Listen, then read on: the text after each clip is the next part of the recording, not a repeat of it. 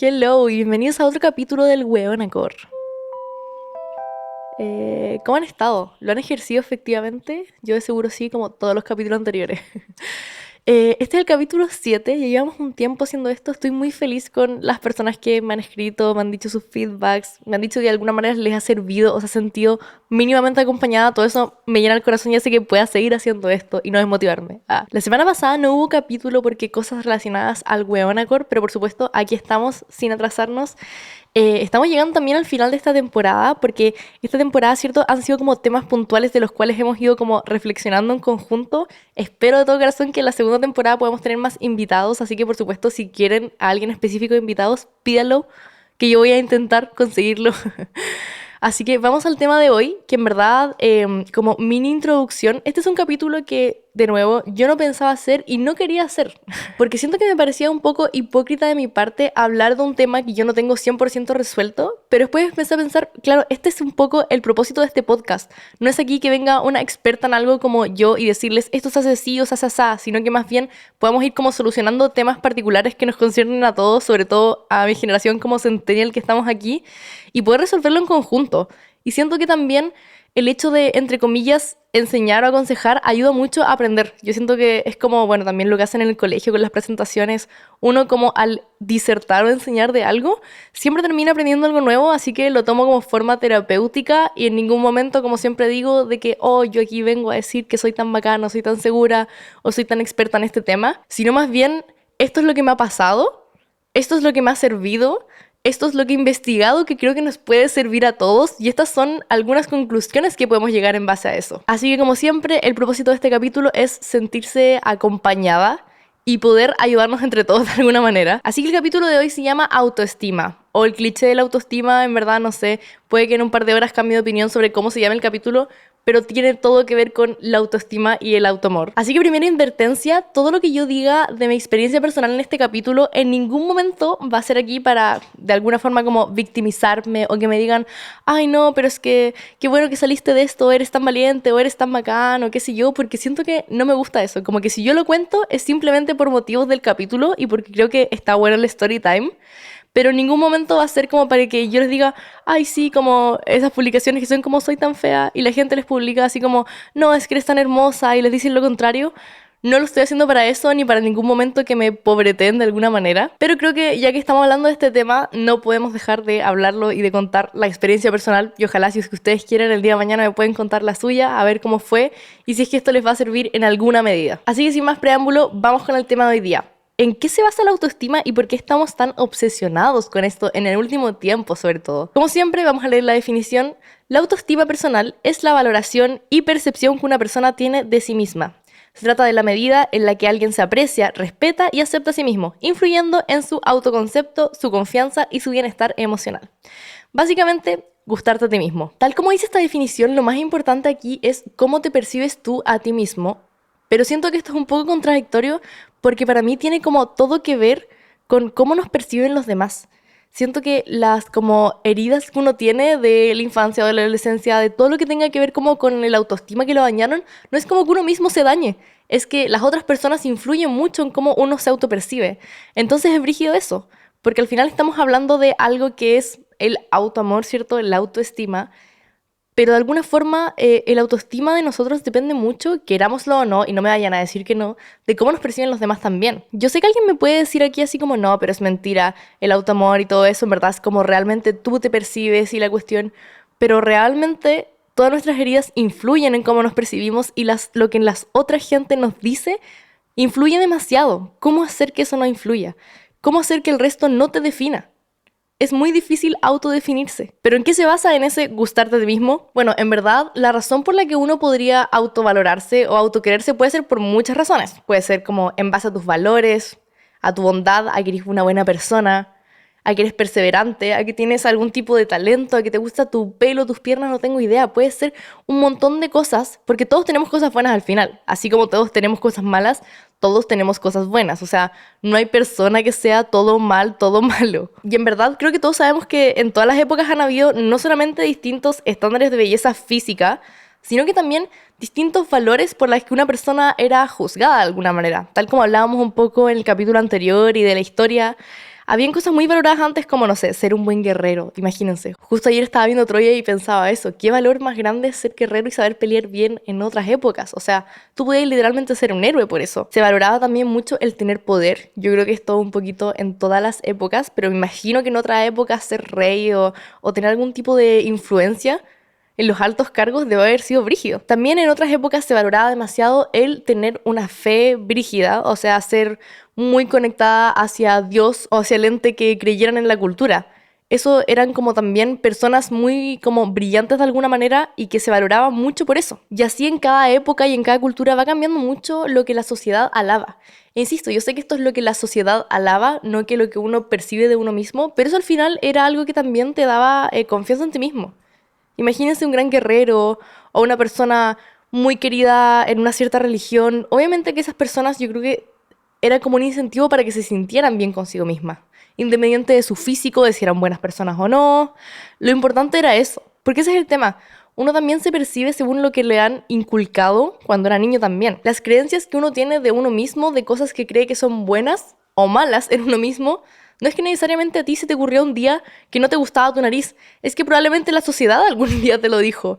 No es como que naciste y te fijaste automáticamente, no sé, en que no me gustan mis pies, no me gusta esto. Es que lo viste en un lugar externo. Obviamente no todo es echarle la culpa al resto o que la sociedad todo sea malo. Hay que entender obviamente la raíz del asunto para poder solucionarlo, creo yo. Y déjenme decirles que yo siento que en esta sociedad contemporánea, en pocas palabras, si los ponemos así, esto no es algo que yo opine o que yo avale o que yo crea profundamente, pero sino lo que se ve en la sociedad actual es que el valor máximo ahora para las mujeres es la belleza y para los hombres el éxito. Y eso ya viene siendo así desde hace algún tiempo. No es algo que yo decida o que me saque del culo. Es algo que incluso a nivel publicitario se ve así. No solo a nivel publicitario, sino que en las películas, en las novelas, en el amor romántico, hay obviamente un estándar de lo que es valioso de una persona. Incluso aquí en este estándar medio satánico ni siquiera entran como las disidencias de género. Solo es tan básico como mujer tiene que ser bonita, hombre tiene que tener plata. Hombre tiene que estar a la mujer lo único que tiene que hacer es estar ahí guapa y bella. Lo cual no quiere decir que si a ustedes les gusta eso, o sea, si ustedes son mujeres bonitas o hombres exitosos, esté mal. Está bien, por supuesto, y si ustedes se autovaloran por eso y les gusta de ustedes mismos eso, está bacán. Lo que yo estoy diciendo es que simplemente este es un patrón que viene mucho tiempo y tal vez no lo tenemos tan consciente desde siempre. Y también es algo que uno cree que es como más como conspirativo o de que hay gente que lo cree y es como, ay, tal vez lo estás diciendo en contra de la sociedad, ¿de dónde te lo sacaste? Pero como persona que igual ha trabajado, no sé, en agencias de publicidad, sabe un poco cómo funcionan las cosas desde atrás de escena, yo sé bien que muchas veces es así. Incluso como que en los castings esto es muy importante. En una forma de mostrar o una marca o una imagen o una proyección de algo, lo más atractivo siempre va a ser eso en ambos sexos. Y es brígido eso. Es algo que a mí me da mucha rabia también porque siento que los juguetes y obviamente los estímulos que recibimos de niños va a definir mucho cómo se desarrolla nuestro cerebro. Y yo siento que para las mujeres siempre era como el rosado, las Barbies, cocinar, maquillaje. Y para los hombres era como Legos, mecanos, cosas como que desarrollaban mucho el ingenio. Ahora, no estoy diciendo en ningún momento que esté mal, que así te gustaba como jugar con Barbies o te gustaba el rosado, cocinar o el maquillaje está mal. Para nada, para nada. De hecho, yo ya me reconcilié 100% con esa idea. Lo único que estoy diciendo es que en general todo estaba diseñado como que para las mujeres fuera la belleza el mayor valor, poner a las Barbies bonitas, vestirse a uno bonita, ponerse maquillaje, arreglarse, y para los hombres era desafíos. Tienes que resolver esto, tienes que crear algo, no sé, en los Legos, en los mecanos, no sé si cachan esos juguetes. Era algo muy entretenido. Y eso es algo que a mí, como al menos de niña, siempre como que me pareció tan estúpido, yo sin saber mucho de esto.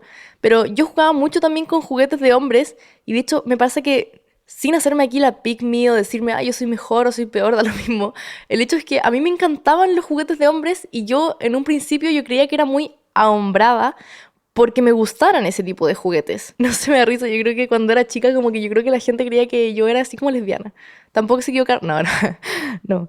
Ya hablamos de mi orientación sexual en otros capítulos. Pero el asunto es que yo no entendía por qué, como que por ejemplo para mis cumpleaños me regalaban puras cosas rosadas o Barbie. No entendía, de verdad, yo desesperadamente pedía una pista de Hot Wheels, me agarra la wea así. Pero al menos, no sé, un autito.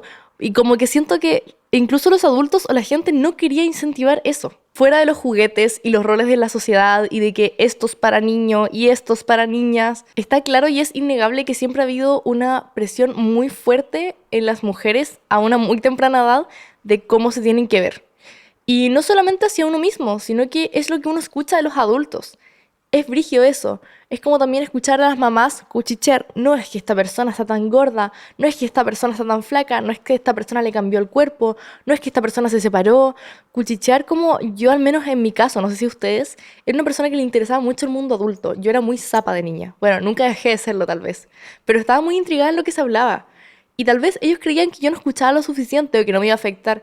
Pero yo de verdad escuchaba y ponía mucha atención a lo que decían los adultos. Y entre ellos, sobre todo también entre mujeres. Es brígido eso. Yo siento que para mí, sobre todo a la medida que yo fui creciendo y desarrollando y ver si es que alguien va a ser más bonita, menos bonita, va a tener el pelo así, va a tener el pelo asá, se hablaba del físico de las mujeres. Para bien o para mal, pero se hablaba. Y de los hombres realmente no tanto. Lo que más se hablaba era un poquito así como Pepito es tan rápido, Pepito juega bien al fútbol, Pepito es bueno en matemáticas, etcétera, etcétera. Da lo mismo si Pepito era feo o lindo. ¿A quién le importa? Y siempre siento que hubo una especie de normalización de hablar del cuerpo de otras mujeres o de las mujeres en general. Era como un pase libre para que todo el mundo lo hiciera. Incluso hombres, incluso mujeres, incluso profesoras, incluso apoderadas, incluso cualquier persona. Era algo que simplemente era así. Y yo creo que, al menos para mí, creo que para muchas personas, la etapa escolar fue satánica en ese sentido. Porque, querámoslo o no, vivimos en sociedad y los cambios se van viendo en el colegio. Como de un verano a otro, quién se desarrolló, quién no, quién le creció esto, quién le salieron pelos. Y todo el mundo opinaba. Un tema súper interesante que se ha tocado mucho en los últimos años, de las redes sociales al menos, es lo que se llama el pretty privilege. Sí, básicamente el privilegio de los lindes. A ver, ¿cuál es la definición oficial? El pretty privilege es el término que hace referencia al éxito y a las oportunidades a las que puede acceder una persona por el mero hecho de coincidir con los estándares de belleza de la sociedad en la que vive. Ojo, que ni siquiera dice ser bonita, bonito o bonite, sino que habla de calzar casualmente en los estándares de belleza de una sociedad y época en la que vive. Y esto es brígido, porque incluso siento que esta definición alude un poco al tema de la suerte. ¿Calzaste o no calzaste? ¿Naciste sí o no naciste? Nadie lo eligió. Sin ánimos de juzgar a la gente que nace con pretty privilege, porque tal como hablábamos en todos los capítulos y aquí lo vamos a reforzar, nadie elige dónde nace, cómo nace, con quiénes nace, quiénes son sus papás. El hecho es que hace la sociedad con eso, y eso lo hacemos entre todos. Lo hacemos no necesariamente los que no están nacidos, sino que los adultos que conformamos una sociedad y que metemos estímulo dentro de los niños, ¿cierto? Porque al final todos de alguna manera somos responsables. El problema nunca ha sido la gente linda o la gente fea, o en verdad eso da lo mismo. El tema es que a la gente bonita muchas veces se les suele dar más confianza, incluso por un tema psicológico. Es más, entre comillas, fácil, según esta teoría del pretty privilege, que les den cargos más altos, que consigan de alguna manera más cosas en la vida. O sea, se refiere mucho también al éxito laboral y de felicidad en la vida solo por cómo naciste. Es un poco como racismo inverso, siento yo. Pero es algo que siempre ha existido y está como muy por debajo y tal vez no se habla lo suficiente de esto. Insisto, esto no es culpa de las personas bonitas o que haya que fomentar algún tipo de envidia, para nada. Es simplemente me cuestiono de repente, ¿por qué pasa esto? Lo he visto también, como por ejemplo con, bueno, en mi caso tal vez, jefes heterosexuales que ven que una niña, o bueno, mujer en verdad, es bonita y le suelen ser un poco más simpáticos, suelen darte más oportunidades, suelen retarte menos y suelen como valorar más incluso tu trabajo.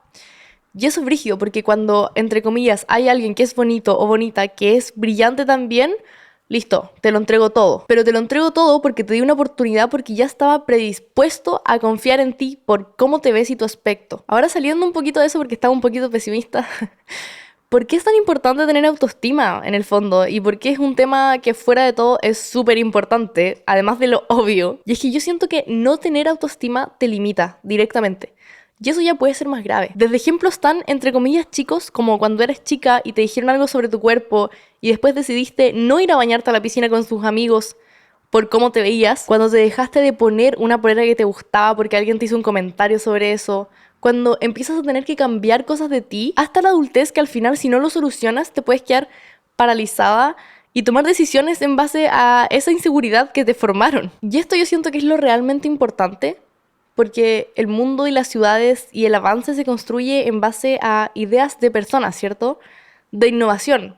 de todo tipo. Da lo mismo en área, no me estoy refiriendo necesariamente a algo tecnológico, pero a buenas ideas. Y yo creo que hay mucha gente con buenas ideas y genios que no se atreve a exponerlas al mundo por este tipo de inseguridades. Y yo creo que ese es el problema realmente. Y cuando uno no tiene confianza en sí mismo, no está dispuesto a poner allá afuera una idea o algo que uno quiera hacer realmente. Por eso yo también valoro tanto a la gente que en general va un poco, entre comillas, en contracorriente de lo que los demás hacen, sin obviamente el límite como de dar cringe de alguna manera, pero me refiero como, no sé, cantantes, artistas, actores, bueno, y un montón de roles no necesariamente ligados al arte, pero el hecho de que se atreven a exponer algo, incluso emprendedores, por eso igual los admiro tanto, porque se requiere una gran valentía para exponerse. Realmente sí. Y requiere mucho de tener que enfrentarte con estas inseguridades y como pelear, sacarle la chucha. Pero por eso les decía, yo creo que yo no soy la persona más experta en este tema y yo tengo muchas inseguridades. Pero sí creo, porque hay que ser sincero también, que al menos para tomar la decisión de llegar y hablar frente a la cámara o exponer allá afuera qué música, qué contenido y cosas así, hay que haber batallado por lo menos con muchas de tus inseguridades para poder hacerlo y no sentirte una mierda contigo misma. En ningún momento yo estoy diciendo así como, ay, qué bacán que soy por hacer esto, ni cagando.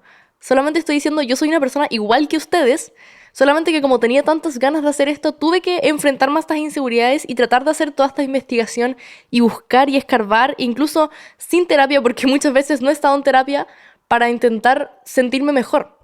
Entonces yo creo que es un trabajo que al final todos podemos hacer de alguna manera y que ayuda. Ayuda porque yo estoy segura de que en verdad, tal como decíamos al principio, todos tenemos cosas buenas. ¿Cómo va a ser que de repente la sociedad y las inseguridades y las heridas del pasado sean tan fuertes que priven al resto de la sociedad de ideas buenas, de personas genuinamente buenas que no lo están haciendo solamente por inseguridad? Al final eso es lo importante también, tiene mucho que ver con un tema de ego, de pensar, ok, si expongo esto allá afuera, si soy de esta manera, si hago esto, si me visto así, si me visto asá, la gente me va a juzgar. Y eso tiene mucho que ver con el ego, así como me va a dañar el ego. Pero al final, muchas veces, dejar ese ego de lado y poder hacer lo que uno quiere va a ayudar a más personas que lo que te va a dañar a ti el ego. No sé si me explico. Bueno, me fui un poquito a la chucha con esta reflexión, pero lo importante de todo esto es que yo creo que el valor de un ser humano en ningún momento está en su carcasa, y suena muy cliché, que paja, pero es cierto. Como en el fondo, que la hayas cagado incluso, o que hayas cometido errores fuera de tus inseguridades que ya están por ahí, no significa que seas menos valioso. De hecho, para mí el valor de una persona está como en querer mejorar, y está en como tener pasión. También suena muy cliché y me carga decirlo así porque, bueno, suena a película Disney, pero yo creo que si lo que mueve a alguien es la pasión, jamás va a ser como una persona mala, por decirlo así. De hecho, tal como decía por ahí Taylor Swift en una entrevista, decía como, el peor tipo de persona para mí es las personas que cuando otra persona está emocionada por algo, está apasionada por algo y le emociona mucho eso, la otra persona llega y se lo mata. Y te hace sentir ridículo porque te guste algo, porque estés emocionado por algo. Matarle como en el fondo los sueños a otra persona o el excitement es como básicamente estáis matando al mundo. O sea, ¿qué queda de bueno en eso? Yo creo que no podemos hablar de autoestima en la actualidad si es que no hablamos de las redes sociales y las inseguridades que nos traen. Porque si a pesar de lo que digan los millennials, los boomers, la generación X, no sé, todo el fucking mundo, yo sí creo que es cierto que la generación Z, algunos millennials pueden ser, y además la generación alfa por lo bajo y todas las que vienen de aquí para abajo, han tenido una exposición muchísimo más grande a las inseguridades. Alguna gente mayor tal vez me va a poder decir, ya, pero en mis tiempos también existían comerciales con algunas, entre comillas, minas ricas que cabían en ese estándar. En mis tiempos también existían muchos tipos de publicidades y estímulos que me hacían sentir como que no cabía dentro de ese estándar. Totalmente, siempre ha existido. No estoy negando eso. Lo que yo estoy diciendo simplemente es que no hay que dejar de lado el hecho de que el internet ha sido brutal. Realmente. Es mucho más fácil hoy en día sentirse menos válida, menos bonita, menos como suficiente si es que creciste con eso. Y es que antes efectivamente, si tú veías, no sé, ponle que en promedio 3 minutos de publicidad al día, porque incluso lo veías en carteles o por ahí, o incluso cuando los daban en la tele tal vez ni pescabas, tal vez iba a buscar agua a la cocina, tal vez iba a otra parte, no le prestaba atención. Ahora el hecho de que estemos horas, pero realmente horas pegados al teléfono y que incluso haya publicidad como metida, no te das cuenta que es publicidad. Muchas veces ni siquiera es publicidad, son gente diciendo cosas random, gente incentivando esto de alguna manera, incluso sin quererlo. Porque el hecho de que tú seas un cuerpo hegemónicamente atractivo y simplemente lo muestres al mundo porque así eres, no estás haciendo un pecado. No estás haciendo un mal a nadie, literalmente solo estás existiendo, como la gente flaca, por decirlo así, solo está existiendo, no están haciendo nada, a no ser que digan, yo soy tan flaca y tú no se te hagan bullying, ¿cachai? Pero si no es el caso, simplemente están ahí. El tema es que el algoritmo, que funciona en base a lo que le gusta a las personas, tal vez te lo va a mostrar más. Porque es lo que más views tiene, porque es lo que más gusta, porque a la sociedad le gusta. No es culpa de quién es así, de alguna manera. ¿Me explico? Constantemente la generación Z ha estado sometida a estándares, sobre todo inhumanos, siento yo. Al menos en mi caso, no sé quiénes tengan entre aquí como entre 18 o 25, yo tengo 21. Yo crecí en mi adolescencia como con estándares de belleza más encima como medios como irreales. ¿Qué es eso de las Kardashians? O sea, yo las TKM, qué sé yo, bueno, en verdad no las TKM, no tengo idea de quiénes son, en verdad jamás he visto su programa, pero bueno, por no hatearlas. Pero el estándar de tener como grandes boobies, grande poto y cintura pequeña, como, bueno, siempre hemos sabido que los estándares han sido distintos a medida que pasa el tiempo, pero esto solo se logra con operaciones. O sea, genuinamente nadie nace y al rato tiene, bueno, tetas, culo y cero de cintura. Como, literalmente es como ser alien.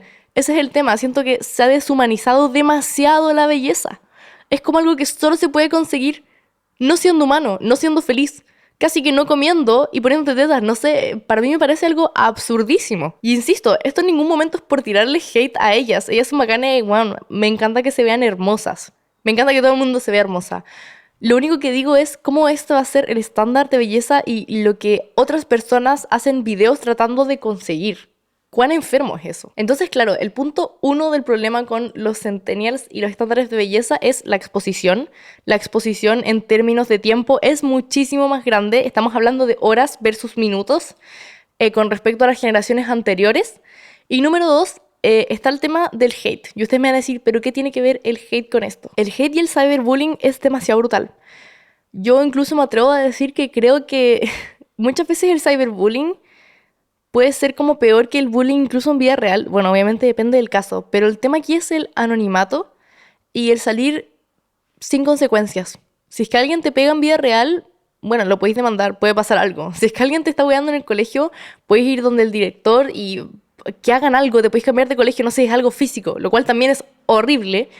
Pero el tema del hate en internet es que muchas veces no tenéis cómo zafarte. Hay gente que ni siquiera sabéis quién es, como para poder localizarle y decir, deja de hacer esto. Puede que sean tus propios compañeros de curso, puede que sea el viejo en la esquina, puede que sea un weón stalker que ni siquiera te conoce, pero ahí van a seguir. Entonces es brígido cuando de repente, no digo que todos vayamos a caer en eso, pero al menos como adolescente con internet, si es que tú publicas algo, cualquier cosa, ni siquiera creando contenido, si yo creo que una foto tuya, estás expuesto a que la gente te hatee por cómo eres.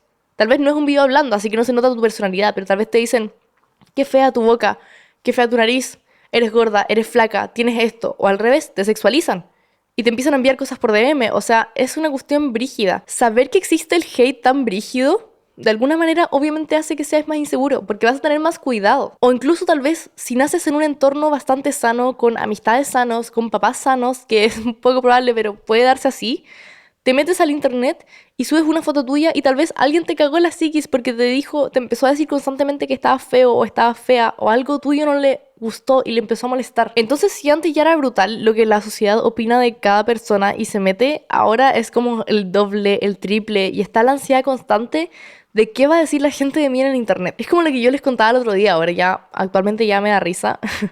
Pero en su momento es brígido porque literalmente uno piensa así como, ya, no creo que los haters vean esta inseguridad mía. Y exactamente es lo que van a ver y te van a huear por eso, constantemente, créanme. Entonces yo siento que ese miedo es algo que las generaciones más chicas o que han nacido con internet lo saben. Y eso me lleva al otro punto que me han hecho como varias preguntas con respecto a esto y la verdad quería como soltármelo. Y esto me lleva al otro punto que me han hecho como varias preguntas al respecto y prefiero responderlas todas de alguna forma con el story time. No me gusta mucho contarlo, pero ya que siento que así podemos ver que en verdad de alguna forma, no les quiero decir así como, ay, todo en la vida se puede superar o me sirvió para ser más fuerte, nica, porque nada lo justifica, pero sí creo que es una forma de acompañarnos y que harta gente me ha dicho tal vez como, qué bacán, yo te veo del otro lado de la pantalla y encuentro que lo que dices me hace sentido o me ayuda, te admiro de alguna manera, no me imaginaría que a ti te hubieran hecho bullying o que a ti te hubieran hecho algo. Y es brígido eso, ponte tú cuando yo veo que, no sé, hay artistas o influencers o gente que yo admiro y veo que también han tenido sus problemas de autoestima brígido y tú dices, pero ¿cómo? Es como humanizarlos, es como, ah, puta, al final a todo el mundo le pasa. Está bien que a uno le pase porque a todo el mundo le pasa, y a mí también. Yo siento que cuando yo era niña, yo era una persona súper segura de mí misma. Al menos como hasta los 9 10 sentí que, no sé, me gustaba mucho probarlo todo. Yo era esa pendeja que se metía a todos los talleres y que hacía música y que corría y que participaba en esto y me gustaban que las matemáticas, el lenguaje y todo, me gustaba todo, simplemente quería vivir. Y en ese momento yo ni siquiera pensaba si yo era segura o no de mí misma. Ni siquiera pensaba si tenía como un valor o no. Simplemente yo estaba como tranquila, viviendo y estaba feliz con lo que estaba logrando, no sé.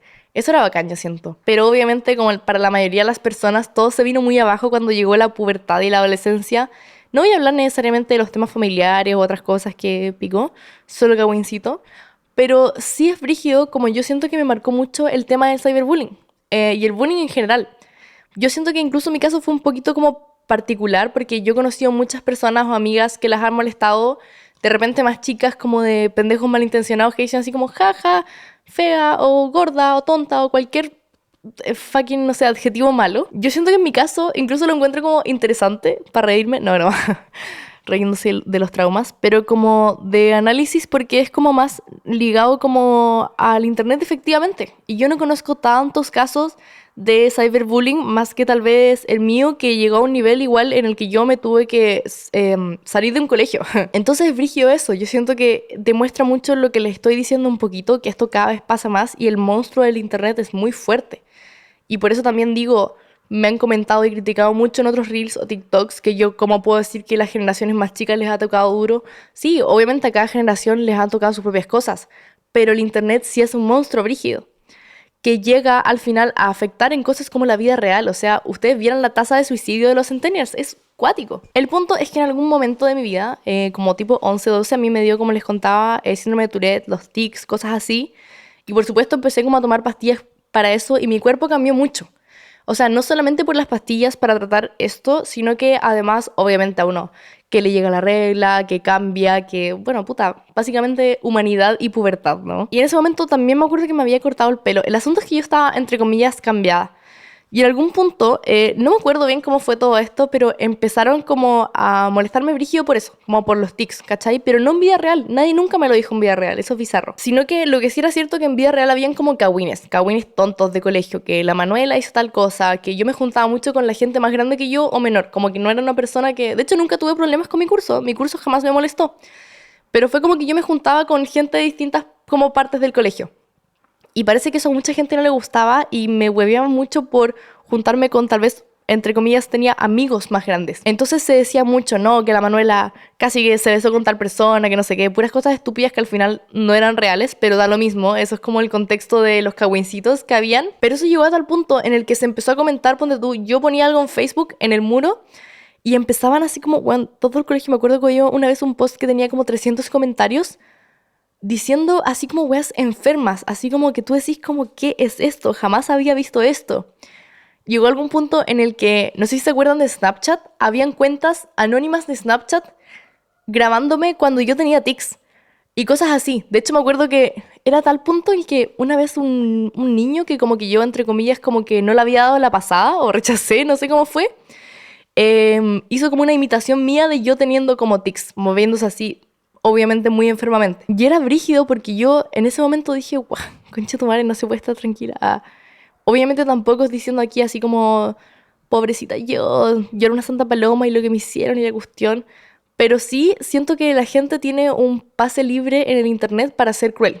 Y sobre todo los niños que aún no han desarrollado todavía la empatía. Se supone que uno la desarrolla como a los 7 8 pero parece que a los hombres les llega como a los 15 o nunca. Pero pasa mucho eso. Y siento que hay muchos casos así y que uno de repente no sabe todo lo que ha molestado a una persona por de repente como nada. E insisto, esto en ningún momento es como para decir así como, ay, yo soy la víctima, pobrecita, pobretenme y díganme que soy tan bacán. No, de verdad, no busco ningún tipo de esa aprobación. Es solo para decir que a todos nos pasan cosas de alguna manera y a todos nos hieren mucho el ego diciendo cosas muy feas. Y yo puedo entender también que los niños son crueles y la gente tal vez menor de edad, ok, lo entiendo, pero lo que a mí me pregunto ahora, después de tanto tiempo y siendo mayor de edad, es ¿por qué los adultos no hacen nada? ¿Por qué los adultos avalan mucho estas cosas? Tal vez no con querer, pero estamos hablando de como profes de repente que no hacen nada, apoderados que no hacen nada o apoderados que incluso incitan a sus hijos de alguna forma a hacer esto. Incluso papás como que no defienden necesariamente. Al final como que de alguna forma el problema somos todos. Nadie está invicto. El tema es que no hacemos nada al respecto y al final nadie se atreve a pararlo de alguna manera cuando están hablando de otra persona. Y yo sé que es muy difícil porque yo también lo he hecho. Pero el tema es cuando llegas al punto de hacer mierda a una persona, ¿cachai? Y al final lo que hablábamos un poquito hace un rato es ¿cuál es la pérdida de la sociedad con eso? A lo mejor esa niña o ese niño iba a ser brillante, iba a ser una idea que iba a cambiar el mundo, iba a tener, no sé, la cura al cáncer, pero a lo mejor estaba tan deprimido por lo que le dijeron que era gordito que jamás lo va a hacer. O que no le dio la confianza para hacerlo. O a lo mejor incluso, no sé, el pretty privilege no le favoreció. A eso es lo que quiero llegar. Es brígido que la autoestima depende tanto de cómo te ve la sociedad físicamente, que eso puede definir cómo se va a desempeñar tu vida. Es frigio eso, no sé. Bueno, dicho eso, y ya que tienen un pequeño cagüincito ahí para lamerse los dedos, broma. Si quieren algún día me pueden preguntar otra cosa, qué sé yo. Vamos a hablar un poquito de los estándares de belleza. Porque bueno, tal como les decía en un principio, yo creo que lo más importante para sacarse las trabas mentales es entender de dónde vienen estas estupideces mentales. En el fondo, ¿por qué estamos tan obsesionados con los estándares de belleza y darle tanto color a ser lindo o a ser feo? Si es que sobre todo puede que a lo mejor no se sienta feo en esta época, pero a lo mejor en otra época sería hermoso, sería el estándar de belleza. A lo mejor ya lo eres, solamente estás en la cultura equivocada.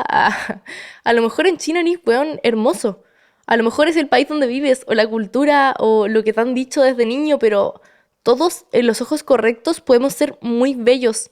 O estándar de belleza, y eso es bizarro. Así que bueno, como siempre aquí vamos a hablar con facultad y con historias. A lo largo del tiempo, como bien sabemos, ha cambiado demasiado en los estándares de belleza, ha cambiado mucho lo que significa la hegemonía de una mujer o de un hombre, pero principalmente es como puesto en la mujer. Por ejemplo, aquí les voy a leer en algunas décadas y en algunos lugares cómo eran los estándares de belleza en comparación a las de ahora. Por ejemplo, algo súper típico, el Renacimiento italiano, que fue como más o menos del 1400 a 1700. Básicamente el estándar de belleza en la Italia del Renacimiento significaba un cuerpo redondeado, incluyendo caderas llenas y anchas, pechos grandes, la piel pálida, el cabello rubio rojizo y las frentes altas se consideraban el colmo de la belleza física. O sea, no sé si han visto esta imagen como típica del Renacimiento, que hay como una mujer como con las caderas anchas y como que media rubiecita y pálida.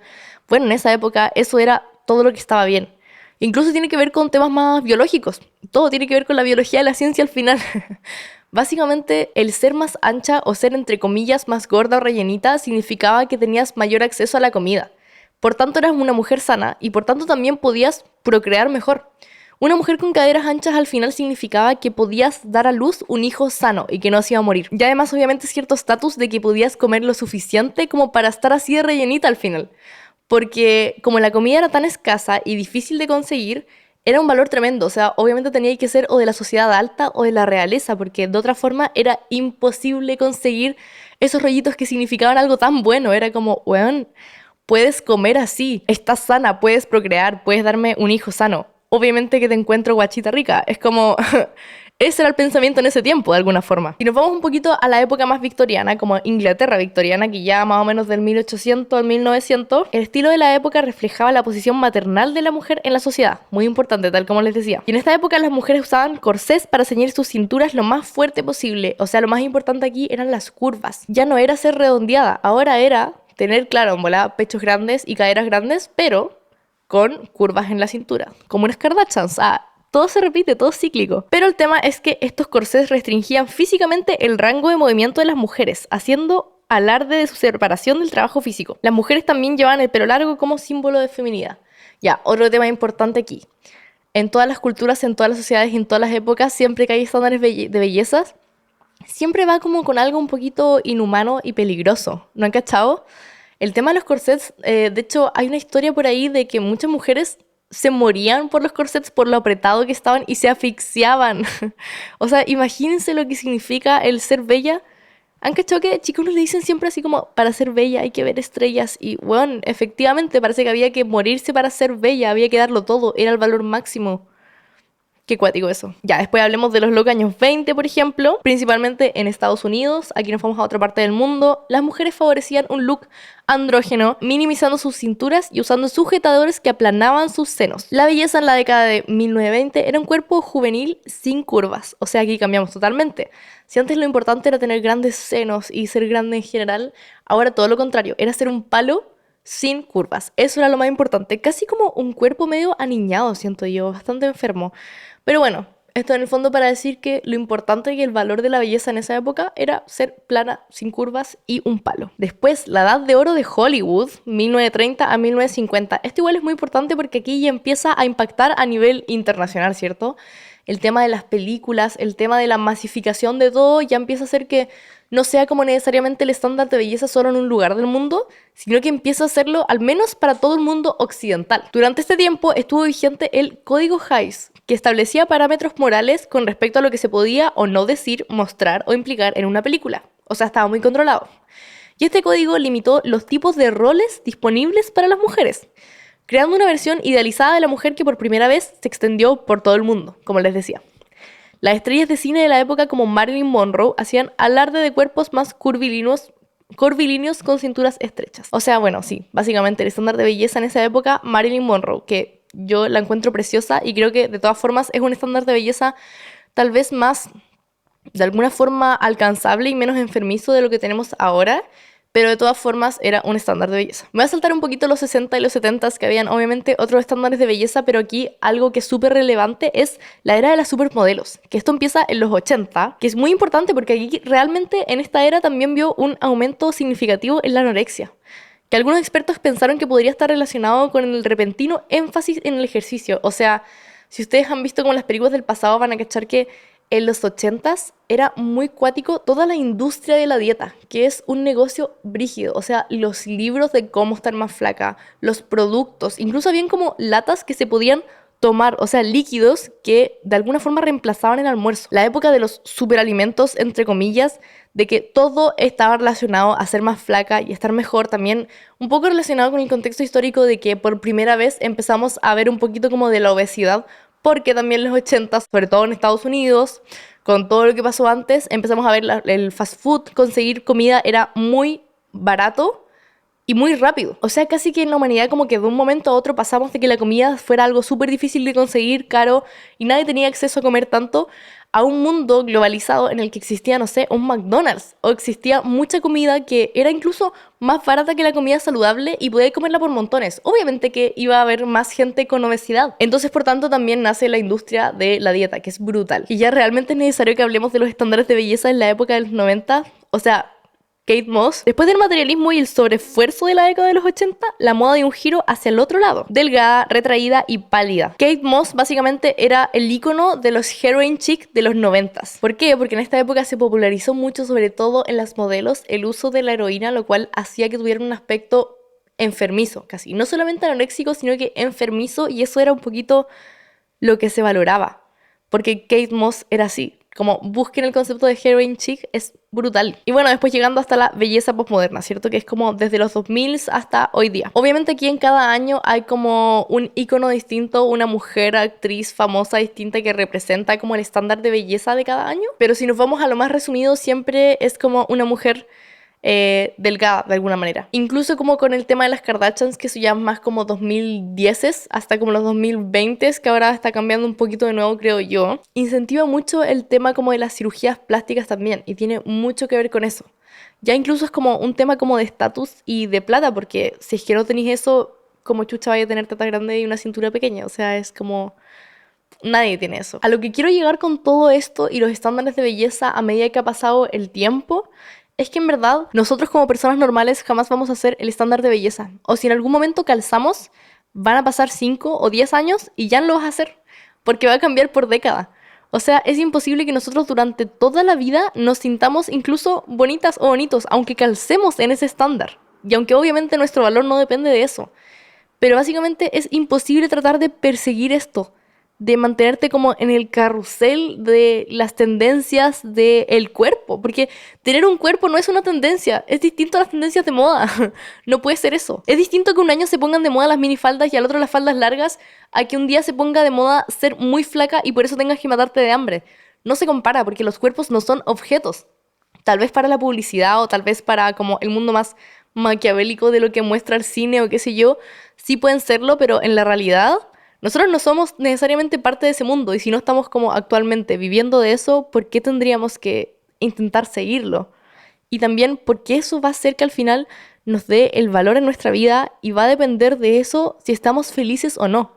Como nuestra felicidad, yo también pienso para mí, va a depender de si estamos calzando con un estándar de belleza o no. Un estándar más encima que es imposible y un estándar que tal vez, como les decía antes, donde tú vives tal vez no calzas, pero tal vez en otra época o en otra cultura sí. Y eso es totalmente cierto. O sea, actualmente existen, no sé, pueblitos, tal vez en China, que el valor para ellos es tener, no sé, los dientes chuecos.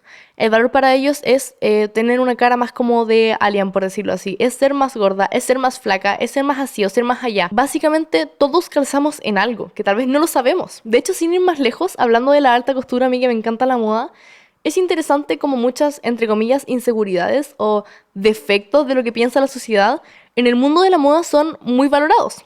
Les voy a dar ejemplos concretos. Razones por las que podrías ser modelo y aún no lo sabías. Número 1, tener los ojos separados. Eso es algo que es súper valorado en el modelaje de la alta costura. Tener una nariz peculiar, o un poco chueca, o un poco grande, o un poco así, o un poco asá. Siento que hay mucha gente, también me incluyo, como que siempre está constantemente viendo su nariz y que la encuentra fea y que no calza con la nariz respingada así o asá, pero realmente puede ser algo que te puede hacer modelo. Tener vitiligo, despigmentación o manchas en la piel también es algo súper valorado. Los dientes chuecos o separados también es algo súper valorado en el mundo del modelaje. Tener el busto plano, o sea, hacer lo contrario a las Kardashians y no tener nada de boobies también puede ser algo bien valorado. Cejas muy cejonas o pobladas, como uno lo quiera decir, en el fondo tener muchos pelos, tener muchas pecas, tener incluso orejas grandes.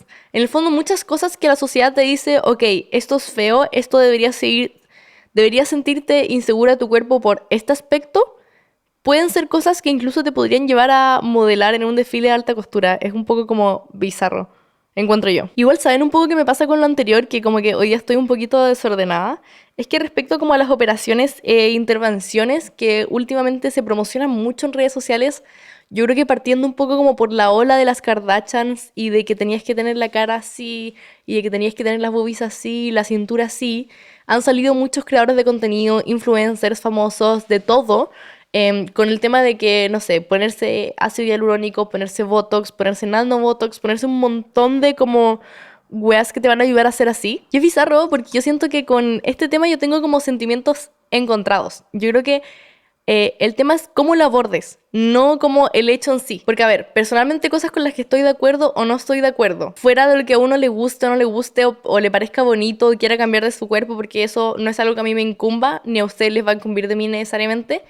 Pero yo encuentro que es brutal cómo, al menos en la época moderna de ahora o el 2024, está tan normalizado publicitar esto. Y esto igual yo hago como tal vez un mea culpa, porque tal vez en algún momento yo también creí que eso estaba bien, pero a mí me parece que de repente como que aceptar o canje o mega publicitar como cosas relacionadas a la estética o cosas milagrosas que te vayan a hacer bajar de peso o cambiar tu cuerpo, me parece que cuando uno tiene una comunidad, sobre todo grande, y te siguen muchas personas chicas, porque sí, obviamente yo sé que el internet supuestamente es como de la gente de 14 para arriba, pero convengamos en que nadie se casó a eso, al final estáis exponiendo a muchas cabras chicas a que vean que eso se está incentivando. Porque una cosa es ser un cuerpo y existir, a lo mejor tú ya harías así naturalmente, no significa que porque seas flaca o que al en un estándar no vaya a mostrar tu cuerpo por no insegurizar a los demás, ya hablamos de eso, no. Pero si es que tú estás diciendo, paguen $5.000 o $300 o la wea que sea para que tu cuerpo se vea así, porque eso es lo que tienes que hacer, eso no me parece. Como el publicitarlo. De hecho, llega a tal punto en el que Instagram te banea si tú haces eso. De hecho, lo dice, como en sus políticas, creo que ahí lo puedo buscar. Pero decía como cosas de las cuales te pueden bajar el alcance es publicitar cosas relacionadas a los cambios estéticos en relación a las cosas médicas. Por eso hay como muchos doctores o gente que hace esto que no tienen tanto alcance porque a Instagram no le gusta que tú estés publicitando eso incluso, es frígido. Entonces yo creo que hay que ser muy responsable con eso y cómo abordarlo y no necesariamente publicitarlo, ¿ya? Dicho eso, yo creo que hay una pequeña contradicción que aquí tengo y que he hablado con varias personas y amigas que también creo que tienen, que es que una cosa es no publicitarlo, pero otra cosa es mostrarlo. A ver, yo sé que esto le puede parecer medio contradictorio, pero ponte tú, yo valoro mucho cuando una influencer, con una actriz, cuando una persona que está en redes sociales me dice y me confiesa, puta, yo me hice esto, me hice un montón de procedimientos para estar así y yo naturalmente no soy así. Así que, girl, no te compares, porque literalmente esto es como, no sé, esto es plata y procedimientos. No es que yo hubiera nacido así. Entonces así es mucho más fácil dejar de compararse y dejar de sentirse mal. Porque uno piensa, ¿por qué no habré nacido naturalmente como esta huevona que literalmente es perfecta y existe así? Porque uno piensa, ¿cómo, por qué yo no habré nacido naturalmente como esta huevona que literalmente es perfecta? Nació naturalmente perfecta así. Y es como, no, girl, nadie nace perfecta. O es muy difícil, como son muchos procedimientos estéticos y son todas cosas de pago, ¿cachai? Entonces cuando a mí una actriz o una influencer publica y dice y está orgullosa de decir, ¿sabéis qué? Yo en verdad, yo naturalmente no era así, pero ¿qué tienen? ¿Cuál es la obsesión con la belleza natural? Yo me hice esto y prefiero decírselos porque siento que va a ser más sano para mi comunidad. Yo eso lo valoro mucho y lo encuentro bacán, porque creo que de alguna forma no es incentivarlo, sino que transparentarlo. Y eso es lo importante, ¿cierto? No decir a las demás personas, oye, tú tienes que hacer esto para verte bien, sino que decirles, yo como persona, mujer adulta, decidí gastar plata en esto porque me encanta cómo me veo así, me encanta cómo se ven mis labios así, ¿cachai? Y que tanto, si al final somos una carcasa y somos unos sims y cada uno puede ponerle lo que quiera a su cuerpo. También me pasa que no estoy nada de acuerdo con la gente moralista que dice así como, ay, pero es que la gente que se hace operaciones físicas no se quiere, no tiene suficiente autoestima y la cuestión, y es como que tal vez están tan asumidas y tan seguras con su cuerpo de lo que quieren y lo que no quieren que decidieron gastar plata en eso porque les gusta. No porque se quieran menos. ¿Cuál es la obsesión de que tiene que gustarte cada parte de tu cuerpo? El valor tuyo no está en aceptarte como persona natural, sino que más bien en, ok, tal vez si yo lo veo como que soy un sim o soy un avatar y me quiero enchular, lo voy a hacer. Y al final es medio hipócrita, siento yo, de la gente que dice eso y que hay que valorar la belleza natural, porque al final esas personas igual se depilan, igual, no sé, pueden teñirse el pelo, igual algunas hacen tatuajes o no, igual buscan ropas que les siente bien, ¿cachai? Igual buscan hacer cosas para verse mejor, como cuál es la diferencia entre, no sé, teñirse el pelo o depilarse y ponerse ácido hialurónico en los labios. No es mucha. A eso me explico, es el mismo sentido. Entonces yo también siento que hay que como destabutizar este mito de la belleza natural, como el mito de que esta weona que se ve bacana, así como sin maquillaje, que es tan natural y que es flaca natural y come cualquier cosa y aún así sigue siendo flaca y todas las cuestiones. Y es como, eso realmente no existe para todo el mundo. Es muy pocas las personas que le pasa esto. ¿Cachai? No nos podemos comparar con una persona que nació naturalmente así y probablemente el 90% de la belleza que vemos en internet no es natural. Es brígido eso. Pero bueno, para ir finalizando un poquito este capítulo que quedó mucho más largo de lo que yo esperaba porque pensé que iba a hablar menos, pero me sale la cotorra culiada. Vamos a ir un poquito con el tema de esta frase que es como fake it till you make it, que de repente puede parecer un poco tóxica, ¿cierto? Pero ¿qué nos dice el lado psicológico de eso? Y también, ¿qué podemos hacer para sentir un poco más de autoestima? Igual si quieren en otro capítulo puedo hablar específicamente de consejos y de cosas así. Ahora estábamos como más como reflexionando de dónde venían todas las inseguridades más que solucionándolas, pero como les decía antes, yo siento que para mí el saber la raíz o el trasfondo de lo que me está haciendo insegura me ayuda a solucionarlo. Pero bueno, yo creo que hay un pequeño como error de concepto en la frase esta como de fake it till you make it, como básicamente fíngelo hasta que logres serlo, porque mucha gente lo hace como de forma como medio como egocéntrica, es fácil caer en eso, como decir como a lo loco, oye, yo soy tan bacán, me voy a dar como seguridad como plástica de alguna manera, como decir, ok, yo soy la más linda del mundo, soy la más bla, bla, bla, bla, y voy a ir con esa posición a enfrentarme al mundo porque yo soy la mejor, ¿cachai? Y siento que puede tal vez ayudar de alguna forma, como el hecho de hacértela segura para poder eventualmente ser segura, pero yo creo que al menos desde el lado psicológico hay maneras más inteligentes de poder hacer eso, que tiene que ver con el tema de los hábitos y la estructura mental, porque el ser humano funciona muy así en bloques, como por decirles, un hábito se te va a pegar totalmente después de aprox 2 semanas. Si tú haces algo todos los días, de aquí a 15 días aprox, probablemente al 16 se te va a hacer muy natural hacerlo. Entonces sí, puedes entre comillas fingirlo, obligarte a hacer algo por una cantidad de tiempo para que después se haga un hábito y lo incorpores a tu mente de alguna forma, porque el ser humano tiene un cerebro moldeable, por suerte. Entonces un poco según la psicología, lo que ayuda aquí realmente es ponerte en la posición de, ponerte en los zapatos de alguien incluso que tú admires o de alguien que actuaría como una persona segura. Me explico. Si tú quieres sentirte como una persona segura, vas a tener que actuar como una persona que tú consideres que actúa segura. Por ejemplo, por dar un ejemplo burdo, como Blair Waldorf, ya, de Gossip Girl. No es mi intención ser así, pero ponle que ella tiene mucha seguridad y se ve bacán y tiene como la perso para usar todos los outfits que usa, bla, bla, bla. Entonces empecé a pensar, ¿cómo actuaría esta persona de la cual yo admiro o yo sería segura? ¿Cachai? ¿Qué decisiones tomaría ella? Y yo voy a actuar a volar 14 días como si fuera esa persona. Ahora, obviamente creo que Blair Waldorf no era un buen ejemplo porque es un poquito cruel con las personas, pero imagínense a alguien bueno, a alguien que ustedes admiren, incluso puede ser una amiga, puede ser una conocida. Puede ser alguien que sea muy buena en alguien. Si uno intenta de alguna forma replicar las acciones de otra persona que ya sea segura o que sea buena en algo, va de alguna forma a entender el razonamiento que tiene esta persona, ¿cierto? Sin llegar como a copiarle totalmente. No vaya a ponerte los mismos outfits que otra persona porque simplemente querés ser tan segura como ella. Pero sí está el hecho de ponerte en los zapatos de una persona que ya le va bien, te va a hacer actuar como una persona que ya es segura. Hasta que al final realmente lo termines siendo, porque todas las decisiones que tomaste en esas 2 semanas en volado, en ese tiempo que estuviste fingiendo ser segura, va a hacer que realmente entiendas cómo ser segura. No sé si me explico. De hecho, aquí incluso encontré efectos psicológicos que te van a hacer más segura porque los demás te perciben más segura y son súper simples. Y yo nunca lo hago, en verdad, no sé por qué. Primero, pararte de derecho. Siempre ponerte como con el pecho para afuera y como los hombros bien rectos. Y no mirando para abajo. Caminar derecho y mirando hacia arriba hace que al final como que te veas más seguro y de alguna forma, recién estaba leyendo un estudio sobre esto, pero ahora se me borró y no lo encuentro, pero bueno, créanme o no, básicamente lo que decía era que ayudaba a que esto te hace sentir incluso más feliz y menos depresivo. Como que si tú estás ahí todo el día mirando para abajo, encorvado, te vas a sentir con menos serotonina, o eso decía al menos. Otro efecto psicológico para ser más segura o seguro es cuando entres a un lugar, como mirar a las personas y no bajar la mirada. Es decir, entras a un lugar por la puerta y mira a las personas que están ahí. No como bajes la mirada, ni dejes como que te incomoden, ni te intimiden de alguna manera, sino que estar como presente y hacer contacto visual. Eso es brígido. Lo otro que aquí dice, a mí me cuesta mucho esto, pero hablar pausado. Parece que me cuesta un poco esto, pero es verdad que la gente que habla como pausado y segura se ve efectivamente más segura.